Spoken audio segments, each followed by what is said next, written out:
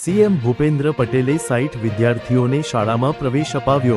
નવનિર્માણાધીન civil હોસ્પિટલની કામગીરીની ઓચિંતી મુલાકાત લીધી। છોટા ઉદેપુર ખાતે રાજ્યના મુખ્યમંત્રી ભૂપેન્દ્ર પટેલે પ્રવેશોત્સવમાં હાજર રહીને 60 વિદ્યાર્થીઓને પ્રવેશ અપાવ્યો હતો।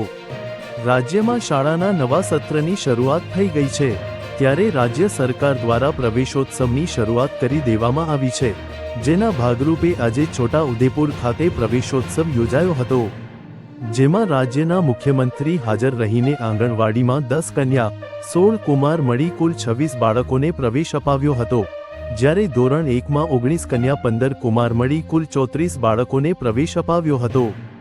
આ પ્રવેશોત્સવમાં વર્ષ 2005માં તત્કાલીન મુખ્યમંત્રી અને હાલના વડાપ્રધાન નરેન્દ્ર મોદીના હસ્તે પ્રવેશ મેળવનાર પૂર્વ વિદ્યાર્થીઓનું સન્માન પણ કરવામાં આવ્યું હતું।